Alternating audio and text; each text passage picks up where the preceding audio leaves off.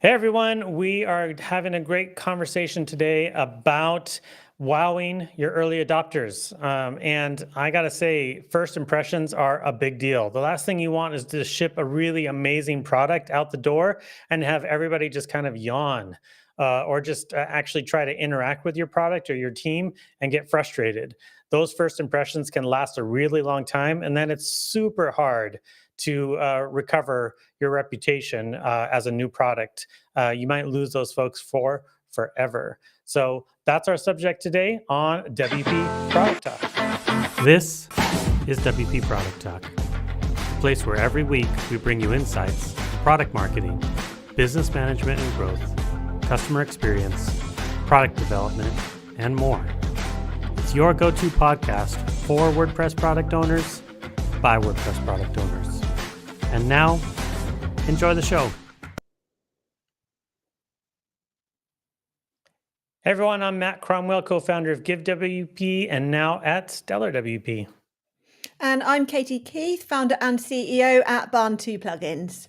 And today we're talking about wowing your early adopters with excellent customer experience. This is our 10th episode of a 6th season of WP Product Talk. I can't believe it's been 6 seasons already. It's crazy. Wow, yeah. And we're going through each stage of building a WordPress product step by step. Last week, we talked a bit about how to build a website that drives conversions. And now we need to support those new early customers. Yeah, and that's why we have invited Robbie Adair to be our guest today. Hey, Robbie, thanks for coming. Thank you for having me on the show. I really appreciate it. Awesome. Can you tell the world a little bit about yourself? Sure. So I've had a media agency for almost 23 years now, and I also own OS Training, which is where I'm primarily as most active and involved with the WordPress community. And so we do training to teach people how to do web development themselves, how to use certain tools as well, and and then with the crossover between the agency and OS Training is we do a lot of white label training and marketing materials for people. So we help them with getting their products ready to go out to market and to try and get a big wow out there when they do that. That's awesome. I'd like to hear just a little bit more about that. So what is the actual way that your customers interact with your support team, I guess I would say. I don't know what you call them, but My support team. I like that. Well, actually, my agency is named Media A Team. So that's really funny that you should mention that. We just Nice. call ourselves a team. And we kind of work through both of the companies together as well. So like I said, we do some white label training with OS Training, and then we do media production with the agency. So we support each other with those things. With clients from both sides, from either they want us to do some training or maybe they're coming through our agency and they want us to help us with some of their marketing materials. A lot of times when we have customers who have new products that they're going to be putting out, then we help them prepare to have training in place for day one, or maybe even before day one. I forgot I have my Apple. So I'm going to get all kinds of little symbols popping out. Sorry.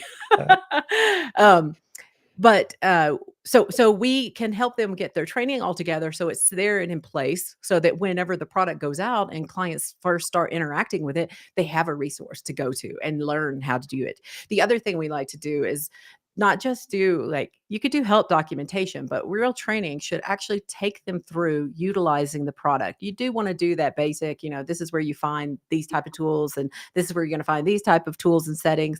But then you really need to show someone how to use the product by building something, like walking them through using the product in the real sense of how they're going to do it. Practical application will teach people better than anything.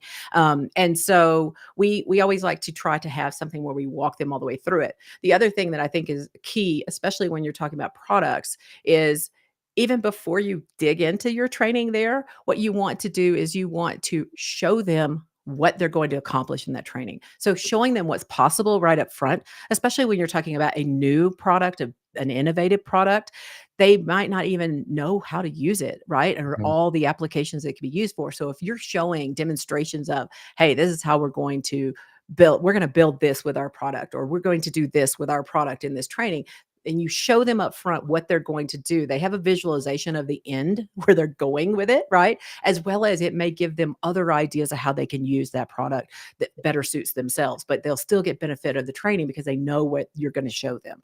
And then they know if they have to make any modifications in their mind to do exactly what they're wanting to do. Does that make Nice. sense? And Yeah. then on the marketing side, a lot of times we're helping those same demonstrations that you're going to start your training out with are perfect marketing materials to put out there to get the hype going even before you release, showing what this tool can do. I mean, this is why we do alphas and betas and things like that, right? We're Exactly. doing that so that we can create those hype tools going like, look at this demonstration, look how we did this, look at what you can do. And they're excited about the product and they have an idea of what they're going to do with that product. I think that is the biggest thing, whether you're doing the demonstration, you're doing the training, they have to know how they can use this product and apply it to their own individual case. But to do that, that means you as a product builder, you need to make sure that you're showing as many types of cases as you can imagine too with those demonstrations, right? So you're putting hype out there, showing them all different ways. And I will say that should continue even after your product is released, especially in that first, let's say, 6 months. You need to be listening. What are the help questions coming in? What are Yeah. you the support on that? That's going to give you the ideas of all the next demonstrations you're going to do. So you need to keep doing that and building on that portfolio of examples. Yeah, absolutely. I have a feeling we're actually going to cover some of the stuff that we'll talk about next week. Next week, we're actually going to talk a little bit about customer feedback. And so I'm sure we'll talk a little bit about that today as well. But that's great. I love that. That sounds really great. I'd love to talk a little bit about this subject in particular and why it's so important for WordPress product owners and WordPress product businesses. Katie, I'd love to hear your take. When you're thinking about early adopters of new products and things like that, why is it so important to focus on the customer experience side? Because people will stop using your product if you get it wrong. And it's a Mhm. particular challenge because you just mentioned customer feedback. We don't necessarily have that yet because we don't have any real customers at this stage.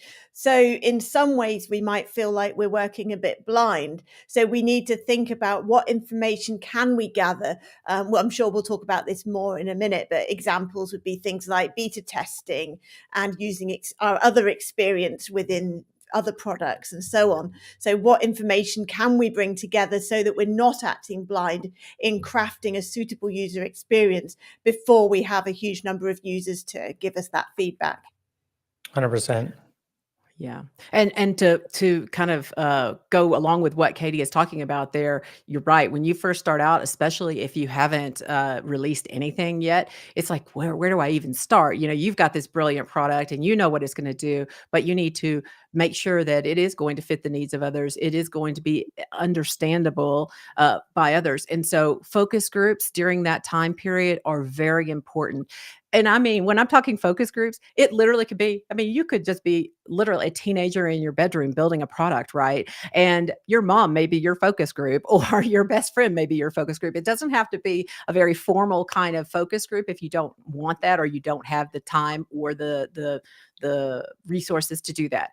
But you do need to get together a focus group. Now, for someone like, say, like Katie, who has lots of products already, when they're going to introduce a new product out there, she's got built-in people that Yeah. she can tap into, customers for focus groups. And what you have to do for those focus groups, what I always tell people is make sure you know their levels so that you know what you're building towards. And when I say their levels, you may need multiple focus groups, right? Because you may have a tool that could be used by novices all the way up to experts. A lot of the tools do that, right? We have tools that are you could just kind of click a couple of things and do it, and you're like, "Oh, I've got this tool and I'm using it." Or you could say, "I'm an expert level and I've got all these fancy advanced settings on my product and my tool." And so you need to make sure when you've got those focus groups that you know, okay, this is my kind of beginner level focus group, and I need to make sure that as a beginner level type person, a novice, they can come in and use this tool. And then I would Yeah. put together, I would separate my advanced users out because I would want to see, do the advanced users just hop in and know how to do everything in it immediately, or do they also need some sort of even intro level to, because maybe you've got settings in a unique place. I mean, we do have some UI rules that we try to follow, right? Particularly in whatever industry you're in. WordPress, you want things to look WordPressy, as it were. And so people then kind of have a natural feeling for where to go to find certain settings.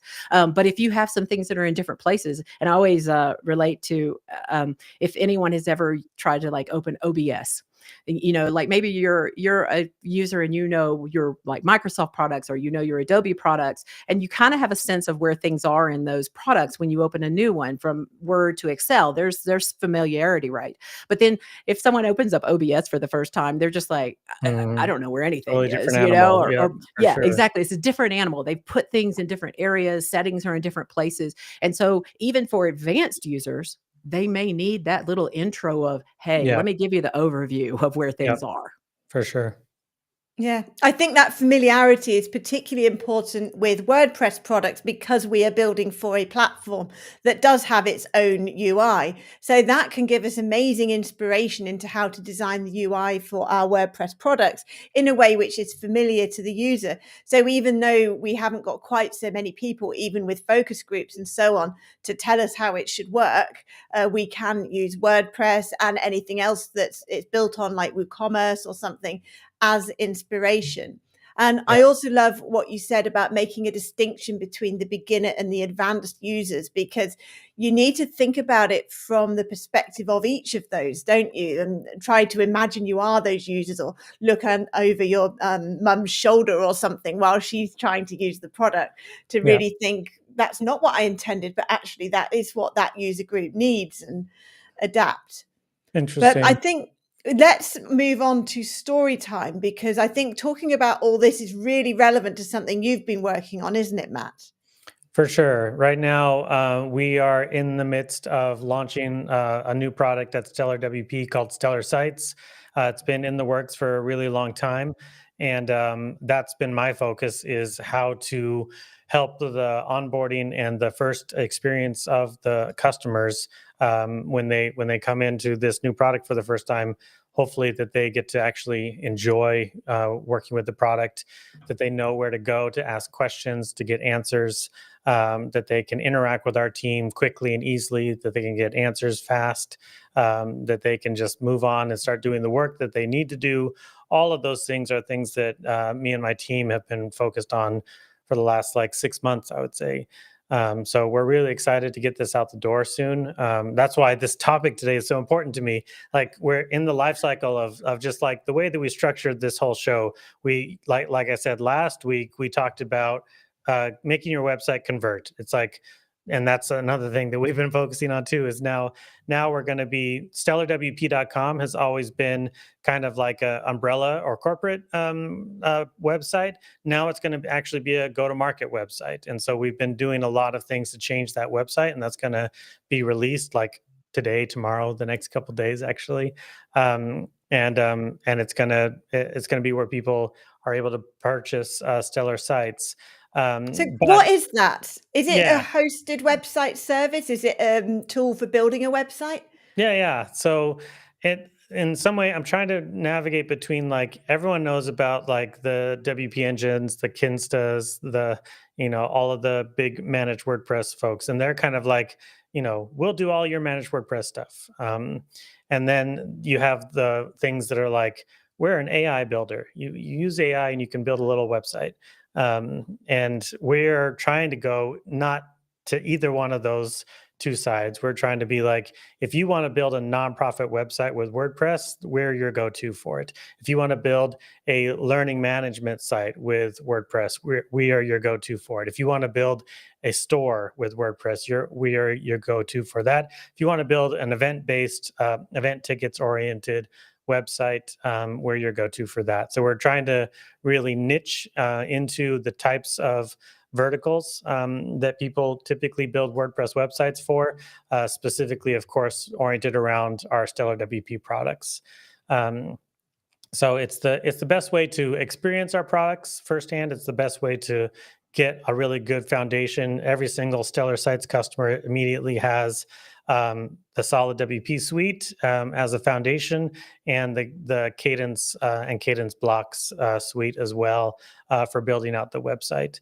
And then additionally, if you choose, you can do like the fundraising plan, and then that will have solid and Cadence, and then give WP as well. Or if you want to do learning management, solid, Cadence, and LearnDash, et cetera, et cetera. Yeah, so it's been really exciting, really fun, and we're getting to the finish line finally. And I'm thinking about right now is those how are those early adopters going to feel about this, and how are Mhm. they going to experience the product and things like that. I'll tell you just a one quick little story. So in the hosting world, when you go and you want to point your domain to your website. It's all extremely tech speak. It's all DNS stuff. It's all like, here's your name server, or here's your CNAME, or here's your A record, or here's your alias. And nobody knows what's what, or the difference between any of those things. They're just like, tell me what to do, and I will do it if I can.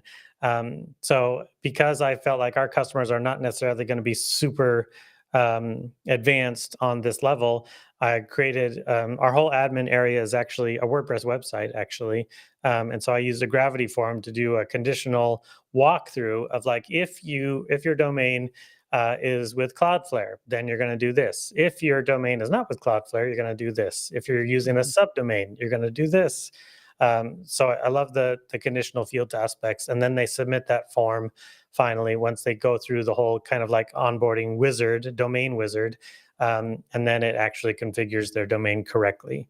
And just that attention to the experience for me personally, I think it will land really, really well with customers. Hopefully, ideally, that's the hope. So Well, you Yeah. gave a lot of case scenarios there, which will all make great video demonstrations of how you're going to use it if you're a nonprofit, and actually walking people through and showing them again an end result that then they can follow the whole training and learn how to do. The other thing I want to mention is with those.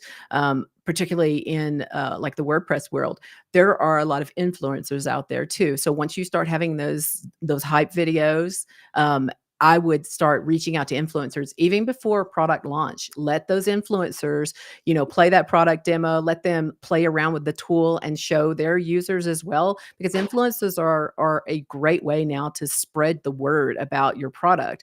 And they are doing some of the work for you, right? They're training people out there for you, and you're reaching bigger audiences that you might not have had in your marketing audience that you have yourself. And so I think that's very important. The other thing, Matt, that you mentioned that I also would like to point out, because I know it's not always doable for a lot of products, particularly if they're small startups, but having wizards in your products yeah, yeah, also make a huge, huge for difference. sure. People Yeah, need that. They need that. They need the hand holding, as it were.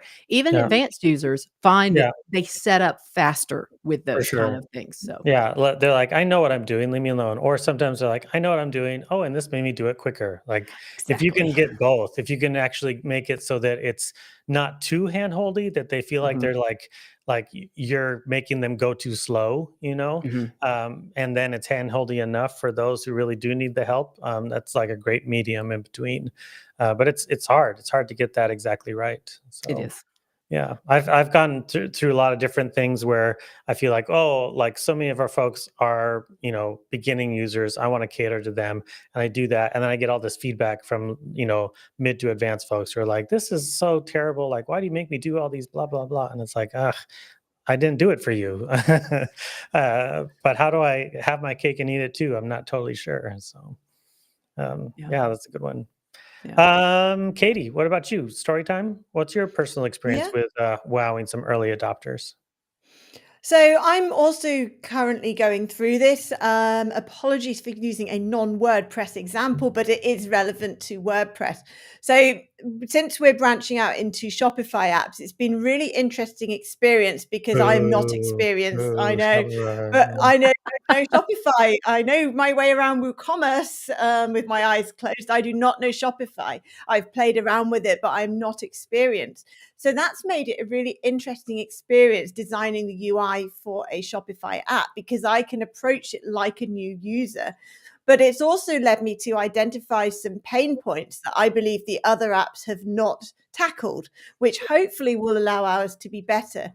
And one major one is how you basically activate things in the theme. So if you want to output something on the product page in Shopify, apparently you need to enable some kind of widget within the theme, and there's no way to inject it automatically. So Mm. that creates a friction point for the user. And I've tested other apps, and I'm just not happy with how they do it. They might link the user on install or something and say, warning, you need to activate this in your theme. And then it links you to something which basically looks like WordPress customizer, and you have to click save. And it's just not a nice experience. So Mhm. coming into that new, I'm trying to think creatively about what are the alternatives to this. Even if, yes, people have to go to that page, how can we signpost them in a more intuitive way? How should that fit into the process of setting up the app? Like, maybe it shouldn't be the first thing you do after you activate it. Maybe you should actually start setting things up first in the back end, so you feel you've done something, rather Mhm. than get to this huge friction point immediately, which might just make them give up and uninstall it. So it's been interesting to think about what are the potential friction points, which with something like WordPress or Shopify, we do not have full control over the platform. So there may well be compromises that affect the usability. So I think it's really important to think about that from the user's perspective. And if you can't make it perfect because it's not your platform, what can you do to make that easier for people? Mhm. Yeah, 100%. That's fascinating. I mean, that this type of thing, this question definitely applies to any product out there, regardless of whether we like those products or not. But that's a really good example. Yeah. I was gonna say, I also, have an example that's not necessarily Hmm. WordPress, but for one of our clients, I mean, they're almost a 100-year-old company. They have a product that's well established. They're one of the leaders in their industry, but they have, in the last couple of years, been releasing a new product, and it's kind of it's still related to their industry, but it is a totally different market for them in that industry. And one of the things that we found was that we had started with them a couple of years ago, establishing a video podcast where they could start putting out information. And they were putting out information to their particular audience that they already had. But then as we've gone along, a lot of what we did there relates to what the new product is going to do. And so it's kind of starting to cross over, and it's giving them some materials that they can like weave into this new marketing for them. So also think of that again for someone like Katie or someone like a Stellar WP. You already have products, you already have audiences to talk to. They may not be your exact goal audience, but they may lead you to your Hmm. audience as Yeah. well. So 100%. Another thing I want to lean into here a little bit on this subject is the idea that essentially the product should explain itself. That's one thing I've been trying to talk with a lot of product owners about more and more. There's a tendency, especially in the WordPress space, to I feel like get a little bit lazy on the product side and explain everything in online documentation. right. And I feel like that's not a great user experience. For one, there's so many users who they're never going to read your docs. They just don't want to do it. They don't want to spend the time. And so Mhm. instead of going and doing that work, they're just going to gripe to you in a support ticket because they're trying to use your product and it doesn't make sense to them. So more and more, I'm just like, how can you think about a way to make the product make sense without online documentation, without reaching out to support at all? And if you just ask that question, it changes the way you look at your interface or Mhm. any one particular interface, or like a whole series of things. Like sometimes in WordPress products, it's not that you just like click a couple buttons and you have the result. Sometimes you have to do something across multiple different screens, and that'll happen. That's especially in like WooCommerce, for example. That's Mhm. fine, but like do that experience, go through what it takes to do all those things. And if along the way you don't know where you're supposed to go next, don't make people run over to your docs to figure out where to go next. Like that makes no sense. That's a really bad experience. They're not going to like that. If they have to read your docs at that point, they're mad about it. Like, Exactly. As well, Matt, with those docs, most people just have their docs in one language. And Yeah. WordPress is international, right? I mean, this is worldwide actually. And so, but when you have video, even if it's only in one language, I mean, I could watch a Spanish video, but I can see the screens and I can see where they're going. And so this is a visual I can learn even if I can't Yeah. understand that language. Whereas if it's on the language it's only in Spanish in the documentation, it's going to take me a long time to read that is what I'm going to tell you. So, yeah. So Yeah. having that visual to go with it 100%. helps. The other thing is trade show booth demonstrations, talking at conferences, showcasing your product that way. Also, it's an in-person visual then, right? You're showing it, you're right there to answer questions. This also will help you develop more demonstrations for more marketing after that too. Yep. That's true. And screenshots as well within your documentation. A picture tells 1,000 words and is also international, as you say. And I also like to build some sort of documentation into the product itself. So let's say you've got a settings page where settings may not be self-explanatory, then you can add notes underneath, you can add tooltips.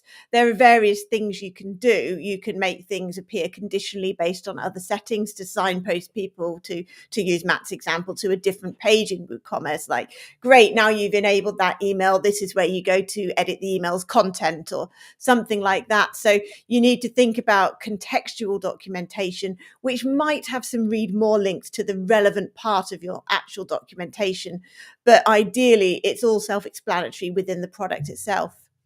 Yeah, 100%. I mean, that's goes such a long ways when folks first get a product, especially a WordPress product, because in many ways nowadays you might not have a free version anymore. Like a lot of folks are not doing the free to pro model anymore. Sometimes folks are going straight to pro, or you have a free product, but you're selling a pro product, and that experience is different. Well, they haven't experienced that yet, so they go and they make a purchase and then they add the pro in there, and now their experience is totally different than what it was with free, or there's maybe additional screens or something, and they get in there and then that experience in one way or another is unsatisfactory. Well, you just lost them. They're just like, I just spent money on you and I don't like this at all. This doesn't make any sense. I don't understand. It's too hard. You're making me feel like an idiot. Like this is the kind of feedback I've heard before.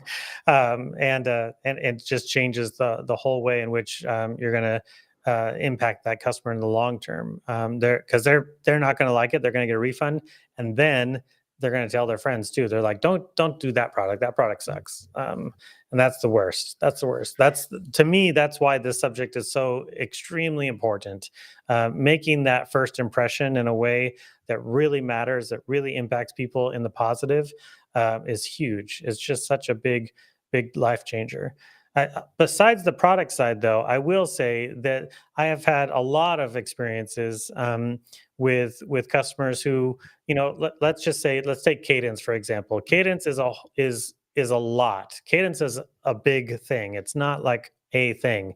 It's a theme. It's a block suite. It's a pro block suite. It's a conversion set. It's a A/B testing tool. It's a lot, and you could start playing in there and finally like get to a spot where you really are a little bit lost. Where you're like, I know it can do these other things.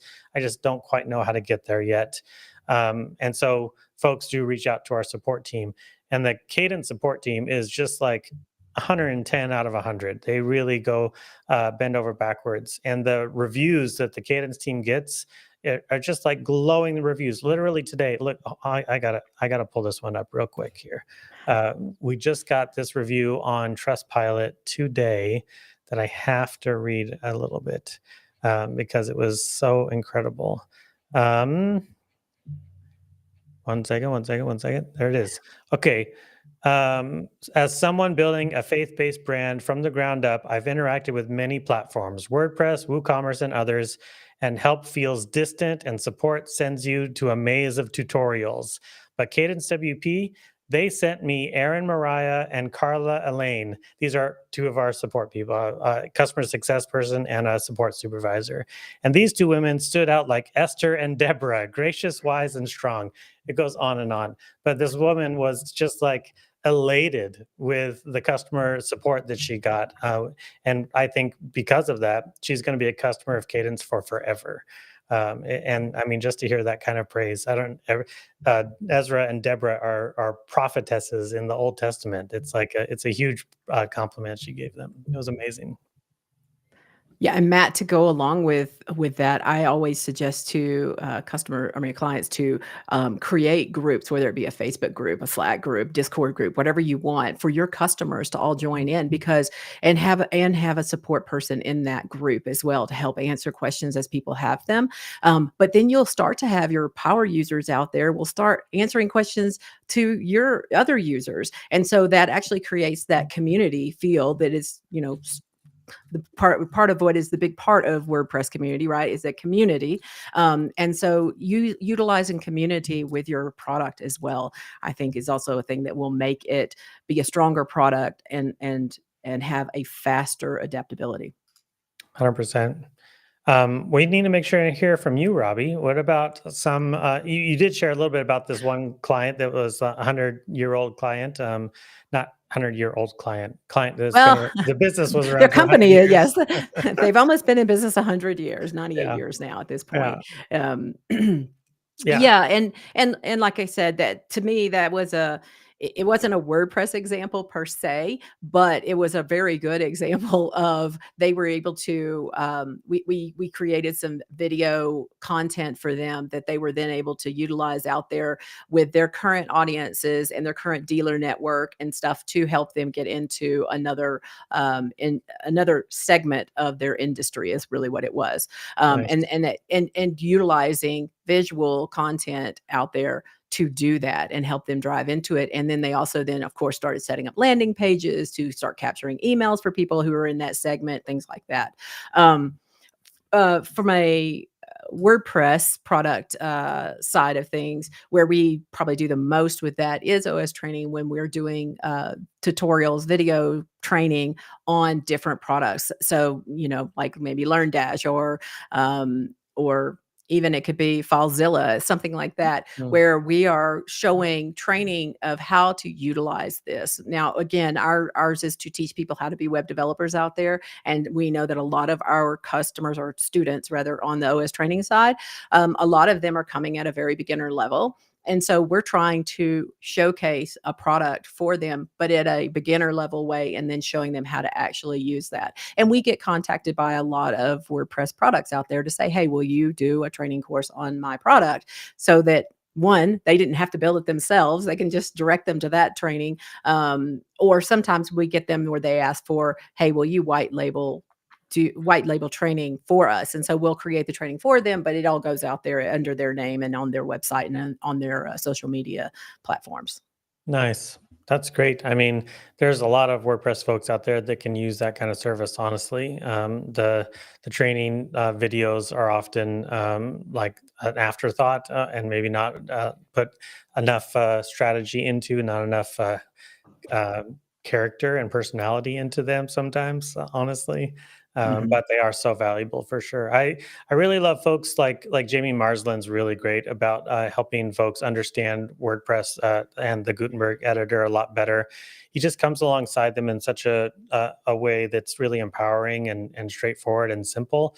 And he always is like, let's build this one thing. Here's the thing we're going to build, and he brings them there.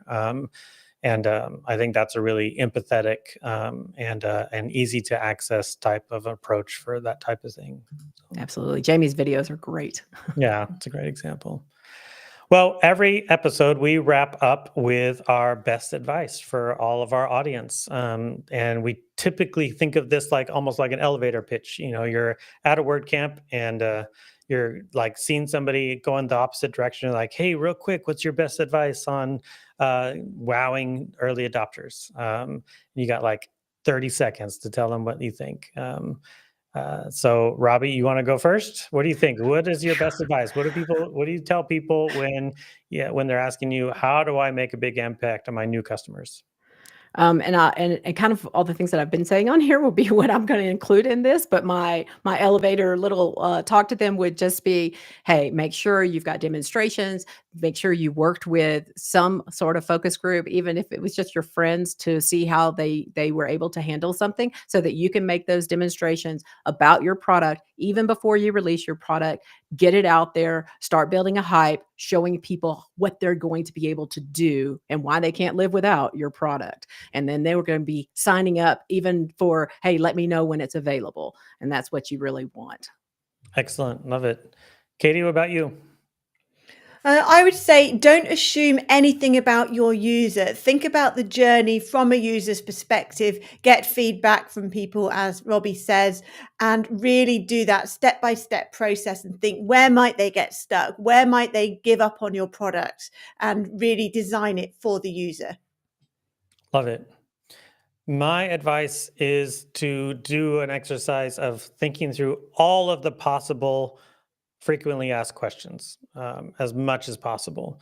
You're going to ship a product and it's not going to be perfect. And you're going to build some more things to make it better and better. But while those things aren't there yet, people are going to ask about them. And maybe they're going to be frustrated by them, that the lack of that feature. But you need to be able to have a solve in one form or another right away. And there's going to be other things where they're like, well, how do I do this one thing? You know how they should do that one thing. It's not totally clear to them. You're going to wow them with an amazing answer, not just like, hey, read my doc over here about it. That's a crappy answer. They don't want that. You're going to wow them with a video or with a real explanation that walks them through it and says, hey, I'm your friend. If I were you, this is how I would go about doing it. Really come alongside and impress them with empowering them to have success with your product as quickly as possible. So in that list of FAQs, you're going to either have, this is how I'm going to wow them with my response, or this is how I'm going to help them overcome this lack of a feature right now while I'm building that feature so that I don't have to deal with that for forever. But every single one of them is going to result eventually in a satisfied customer that's going to stay for the long term. That's me. Cool. Well, this is a great conversation. I really appreciate you being here, Robbie. Thank you. Thank you for having me on the talk. I love it. WP product talk, about WP product talks. Yeah. It's a little early here where I am, by the way. Thanks for coming so early. Yeah. No worries.